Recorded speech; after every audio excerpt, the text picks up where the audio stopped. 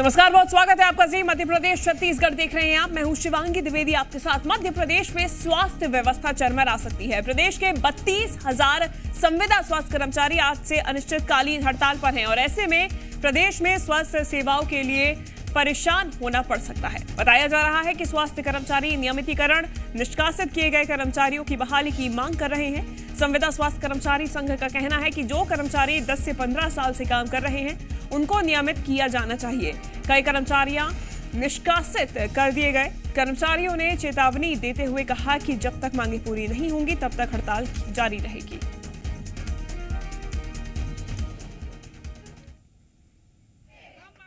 दो प्रमुख मांगे लेकर के नियमितीकरण संविदा कर्मचारियों का होना चाहिए और दूसरा है हमारे जो निष्कासित साथी काफ़ी बाहर कर दिए गए थे सेवा से, जिनको 10 साल 8 साल हो गए थे, उनको तुरंत वापस रखा जाए।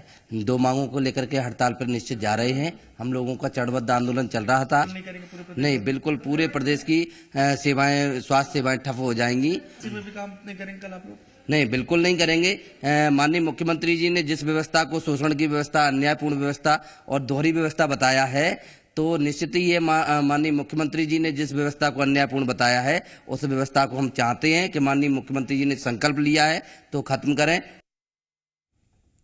वहीं मंदसौर में भी अपनी मांगों को लेकर संविदा स्वास्थ्य कर्मचारी हड़ताल पर हैं। हड़ताल के चलते जिले में स्वास्थ्य सेवाएं प्रभावित हो गई हैं। संविदा स्वास्थ्य कर्मचारियों का कहना है कि जब तक मांगे पूरी नहीं होंगी तब तक हड़ताल जारी रहेगी।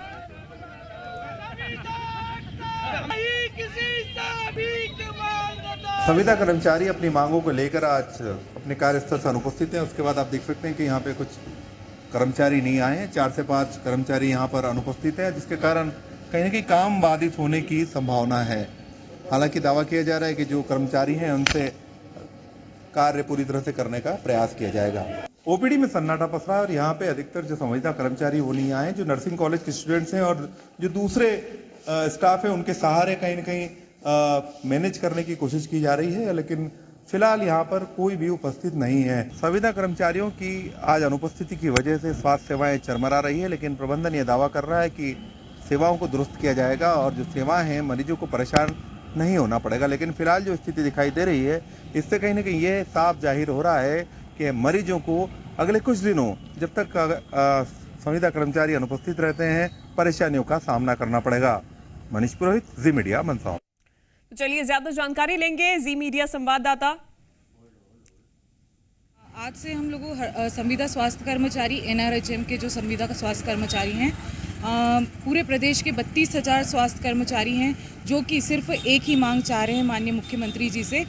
जो माननीय मंत्री जी ने 15 जून 2018 की नीति, जो 90% की नीति लागू की थी, वह लागू करें, क्योंकि हरियाणा में, राजस्थान में, बहुत से राज्यों में ये नीति लागू हो चुकी है, लेकिन मध्य प्रदेश में आज दिनांक तक लागू नहीं की गई है। मेरा माननीय मुख्यमंत्री जी से यही निवेदन है कि ये नीति लागू जल्द से जल्द करें। चलिए ज्यादा जानकारी लेंगे। जी मीडिया संवाददाता मनीष पुरोहित मंदसौर से हमारे साथ जुड़ गए हैं। साथ ही साथ चंद्रशेखर सोलंकी रतलाम से, आकाश द्विवेदी भोपाल से जुड़ गए हैं। आकाश, स्वास्थ्य संविदा कर्मचारी हड़ताल पर चले गए हैं। 8 मांगे हैं इनकी सूत्रीय, जिसको लेकर चरणबद्ध तरीके से आंदोलन किया जा रहा है। फिलहाल क्या तस्वीर बनी हुई है? अगर जेपी आसपास हो तो कहना चले जाओ। देखिए, करीब 32,000 स्वास्थ्य कर्मचारी हैं संविदा के, जो प्रदेश भर में आज से काम नहीं करेंगे और अब काम बंद, ये हड़ताल होगी। अनिश्चितकालीन हड़ताल का दावा किया जा रहा है। भोपाल में करीब 1,000 ऐसे स्वास्थ्य कर्मचारी हैं, तो ऐसे में अब जो स्वास्थ्य व्यवस्थाएं हैं वो बिगड़ सकती हैं। चाहे वो हम बात करें कि जो वार्ड में भर्ती मरीज हैं उनके पास नर्सेस नहीं पहुंच सकती हैं और लैब की रिपोर्ट्स आने में देर हो सकती है। जो स्वास्थ्य कर्मचारी, संविदा स्वास्थ्य कर्मचारी संघ हैं, उनके पदाधिकारी मौजूद है, बातचीत करते हैं। कार्यवाहक प्रदेश अध्यक्ष हैं, उनसे बातचीत करते हैं और पूछते हैं कि क्या मांगे हैं आप लोगों को, क्या आश्वासन अब तक मिला है, कोई बातचीत हुई है? बिल्कुल, जिस व्यवस्था को माननीय मुख्यमंत्री जी ने शोषण की व्यवस्था, अन्यायपूर्ण व्यवस्था माना है और उन्होंने संकल्प लिया है कि संविदा जो कर्मी कल्चर है उसको बिल्कुल खत्म कर देंगे, तो माननीय मुख्यमंत्री जी से मेरी ये 2 ही मांगे हैं कि सभी को नियमित किया जाए, संविदा कर्मचारियों को नियमित किया जाए और जो लोग साथी लोग हमारे निकाल दिए थे उनको विभाग में रखा जाए। मांगे नहीं मानी जाती तो आगे क्या करेंगे?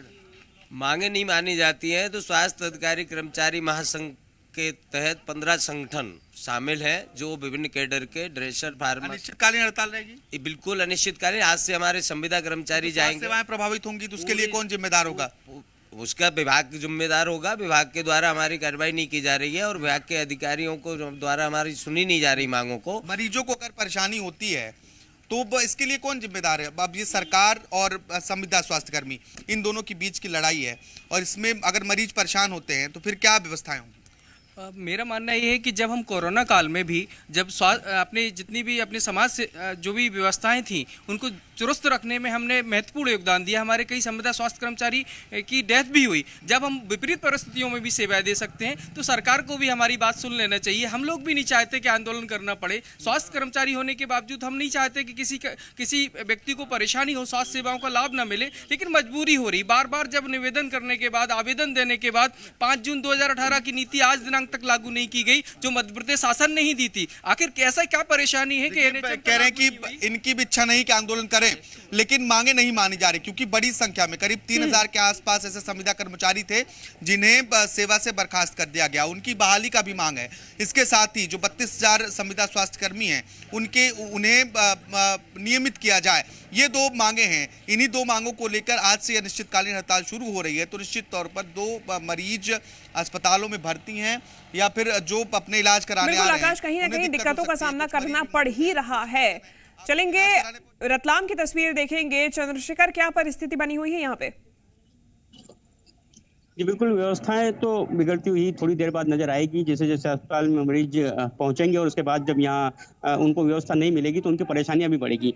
जो संविदा कर्मी, उनकी मांग जो है वो सभी जगह है, यही है कि जिस तरीके से जो नीतियां हैं वो पुरानी, वो नीतियां लागू नहीं की जा रही है। जो उनकी जो मांगे हैं, जो नियमितीकरण है, उसको लेकर भी मांग है। और यहाँ पर भी जो है रतलाम में 550 के ज़्यादा अधिक जो कर्मचारी हैं संविदा, वो हड़ताल पर रहेंगे। उनके कुछ यहाँ पर यूनियन के लीडर हैं, उनसे बात करेंगे किस तरीके से आप अपना प्रदर्शन करेंगे। देखिए, हमने आज अपना प्रदर्शन का पहला दिन है तो आज के दिन तो हम मंदिर में भगवान के सामने हमारी अर्जी रखकर हम प्रदर्शन की शुरुआत करेंगे ताकि हमारे काम को सफलता मिले। और 592 कर्मचारी रतलाम के संविदा वाले हड़ताल पर जा रहे हैं अपनी 3 सूत्री बहुप्रतीक्षित मांगों को लेकर। 2018 में शासन ने हमसे वादा किया था और संविदा नीति बनाई थी। उस नीति तो बना दी थी किंतु उस नीति का अभी तक पालन नहीं किया गया है। हमें 90% का वेतन नहीं दिया गया है। इसके साथ ही हमारे कुछ कर्मचारी थे पुराने, उन्हें बाहर किया गया था, उन्हें उनकी बहाली के लिए हमने मांग रखी है। और तीसरा हमारी बहुप्रतीक्षित मांग नियमितीकरण की है। जब तक वो मांग पूरी नहीं होती हम हड़ताल से नहीं हटेंगे। किस तरह से व्यवस्थाओं में लगे हुए हैं जो आज प्रभावित हो सकती है संविदा कर्मचारी के नहीं होने से? बिल्कुल, क्योंकि संविदा स्वास्थ्य कर्मचारी में doctor cadre, staff nurse, lab technician, लगभग सारे मेडिको नॉन मेडिको विभाग के लोग हैं। अगर ये लोग काम नहीं करते तो निश्चित ही स्वास्थ्य सेवाएं प्रभावित होगी, जिसका प्रभाव आम लोगों पर पड़ेगा। उन्हें ढंग से जांच नहीं मिलेगी, डॉक्टर सेवाएं नहीं मिलेगी, तो निश्चित रूप से ही लॉ एंड ऑर्डर प्रभावित होगा।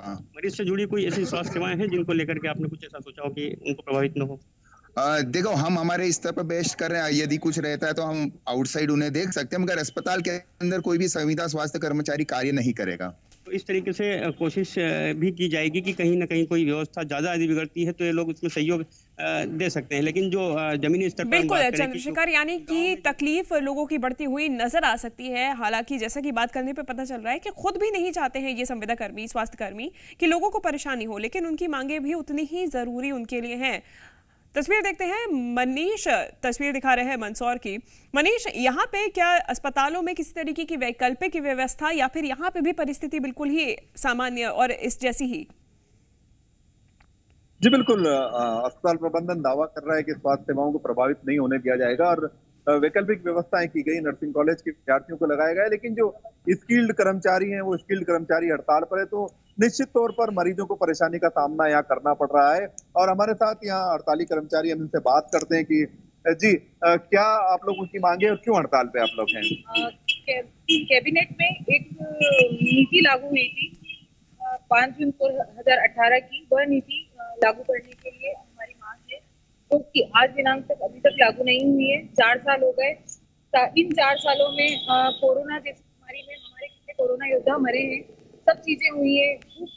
बढ़ चढ़कर सभी स्वास्थ्य कर्मचारियों ने कार्य किया है, लेकिन आज दिनांक तक वो लागू नहीं की गई।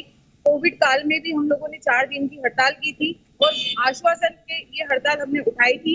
इसलिए इस बार हमें 5 जून 2018 की नीति चाहिए और उसके बाद हम ये अनिश्चितकालीन हड़ताल खत्म करें। प्रभावित हो रही है स्वास्थ्य सेवाएं, मरीजों को परेशानी हो रही है, तो क्या? जी, इस हड़ताल से जैसे मंदसौर जिले में ही 581 स्वास्थ्य कर्मचारी है, जिसमें एएनएम है, लैब टेक्नीशियन है, फार्मासिस्ट है, सारे ब्लॉक की जितने भी राष्ट्रीय प्रोग्राम वगैरह चल रहे हैं वो सभी बाधित हो।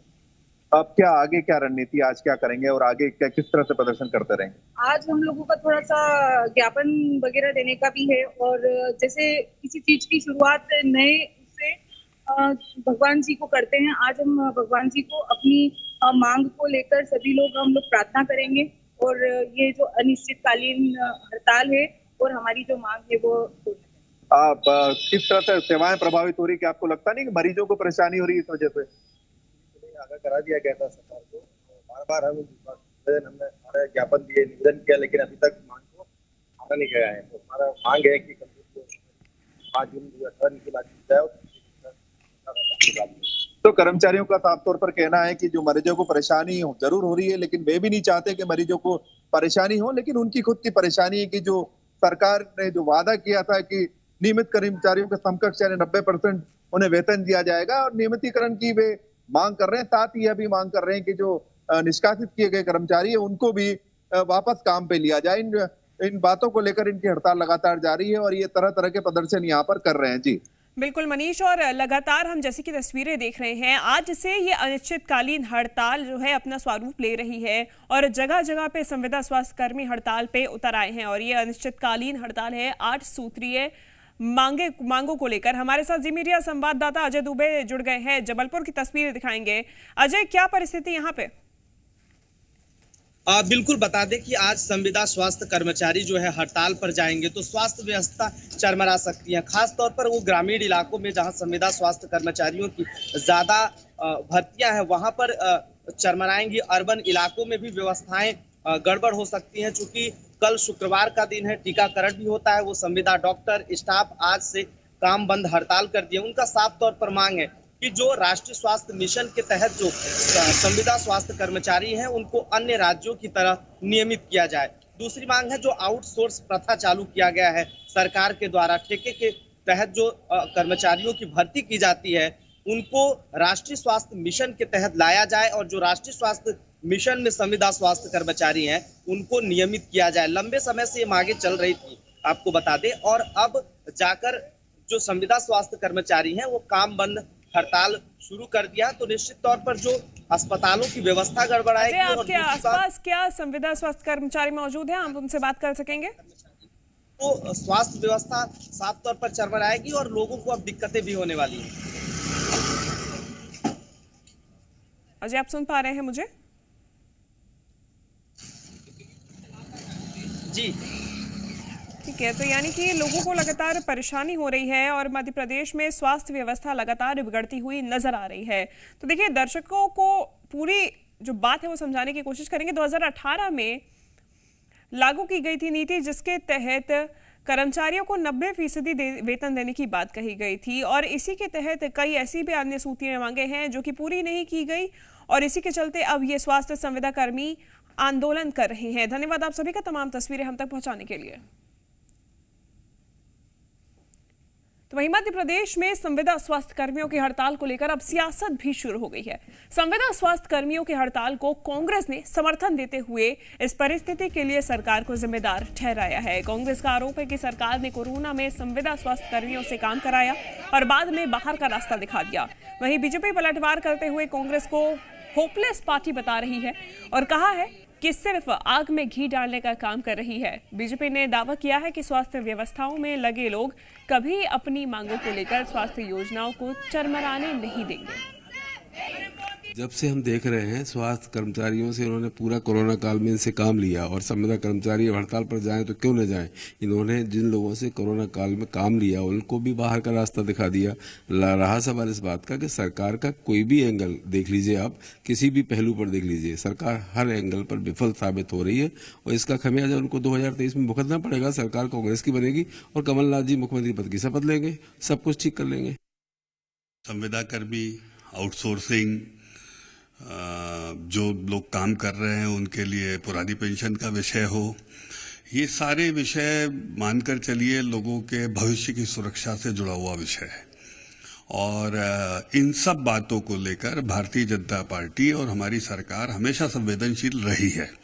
आपने देखा होगा शिक्षा कर्मियों का जो कर्मी कल्चर है उसको समाप्त करने का काम यदि किसी ने किया तो शिवराज सिंह चौहान जी ने किया है।